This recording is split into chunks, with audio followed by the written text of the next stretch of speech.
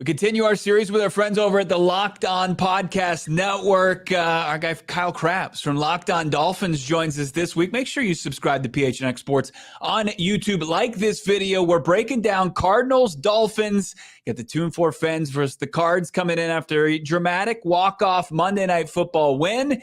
And look, you look at the statistics in this Dolphins team, not very impressive, but a little bit of a wild card curveball. They're getting their quarterback back, and according to Tyreek Hill, the band's effing back together. Kyle, what do we make of this offense? It doesn't seem like Tua has that much time to knock the rust off.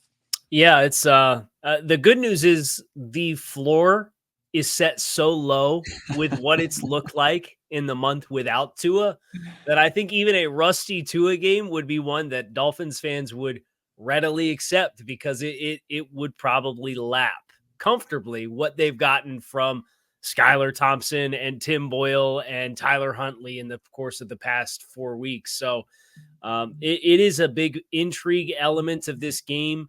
I remember when he came back against Pittsburgh in 2022 around midseason after the concussion that he suffered against Cincinnati.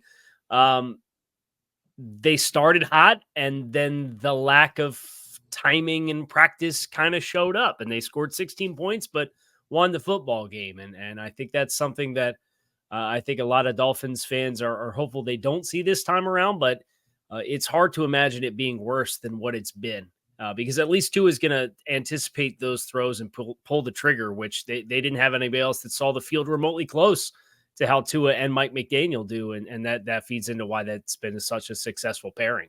It's been such a strange Jekyll and Hyde Cardinals defense, Kyle, that there was no expectations for, like the first round pick and Darius Robinson. You do incredible work as far as leading up the draft coverage there for the 33rd team. You know very much about D. Rob and what he brings from Mizzou, and he was a monster at the Senior Bowl. We just haven't been able to see him. We're probably not going to see him this weekend. So not a whole lot of talent on this defensive front seven, which is down yet another player in Dennis Gardeck. Yeah. So what are some keys, I guess, to Tua getting acclimated right away and maybe this offense getting back on track, right out of the gates? Yeah, and I feel for Dennis Gardeck quite a bit. He's actually been one of my favorite players on that roster for Arizona for the past couple of years. It's just like a really fun story, hard-nosed player that has found a way to be a successful NFL player. And I think a lot of casual fans don't know the loss that is for Arizona. So it's a tough blow for the Cardinals for sure. I think the biggest thing for Miami coming into this game and trying to find the right balance of what they're doing is they've shown a lot of growth in the past 4 weeks in the run game, as far as they've added some new elements with schemes. They were very wide zone prominent and heavy in 2023. They've added some more duo, counter, inside zone, power. They've diversified the run scheme quite a bit. And I think you've seen some growth because they've had to call a lot of run game to try to be competent on offense. And I think the biggest thing for them is don't come back and try to throw the ball 40, 45 times in a football game just because you get your starting quarterback back, right? Like, I think that'll be the challenge for Mike McDaniel. And if he can remotely close to walk that line appropriately, I think the infusion of Tua into what they've been doing without him has a potential to be like a really nice catalyst for growth for the offense. It's just a question of, is it too late for like the season perspective?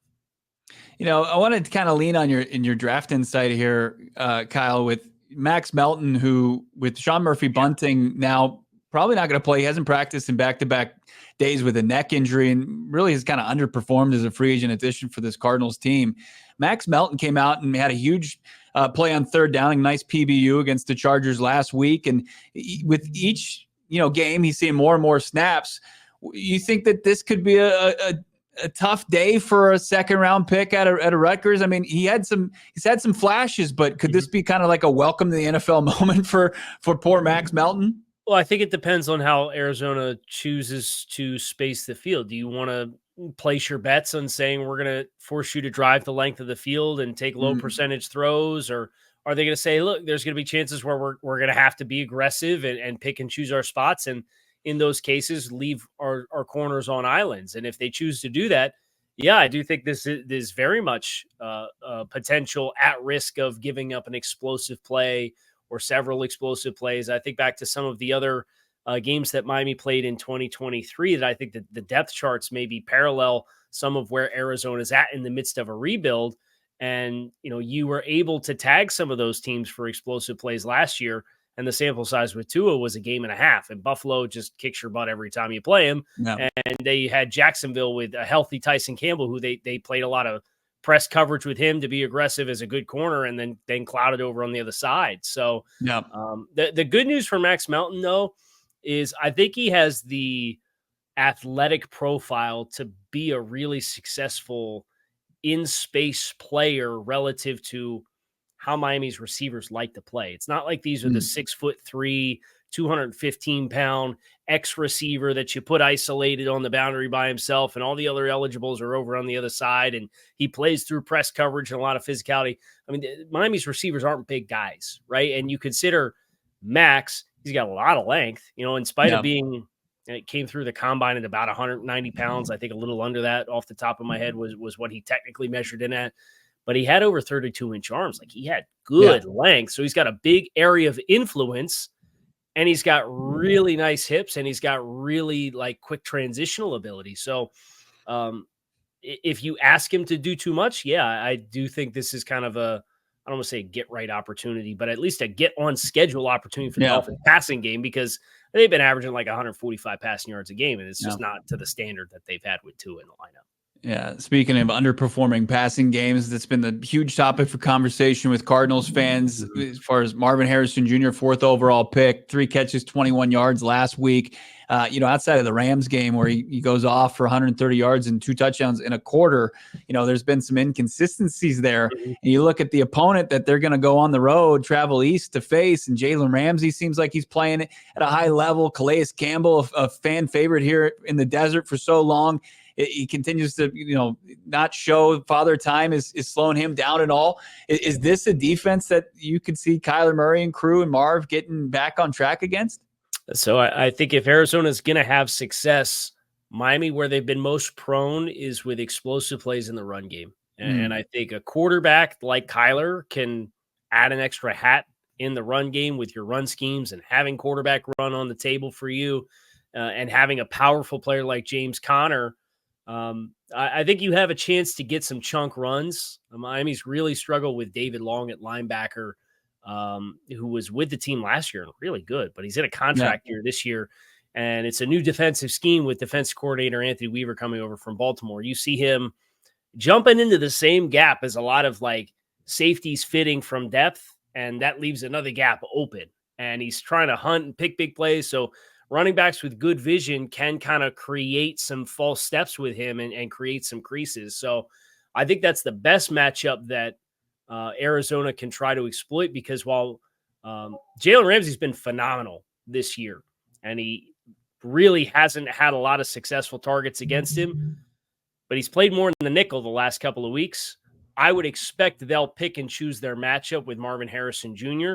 and let their other guys take the rest of the matchups and let Ramsey travel a little bit more this week, just because even with the struggles from a production standpoint, the physical profile of Marvin Harrison is not one that I think the other receivers or the other corners that Miami has matches up with particularly well. Unbelievable insight. Make sure you're following him on Twitter at Grinding the Tape. You're listening to Locked On Dolphins to get insight as far as the team the Cardinals are taking on this weekend, and checking out his great work. The 33rd team football, of course, their great work. You can find their website. Kyle Krabs, thanks so much, my man.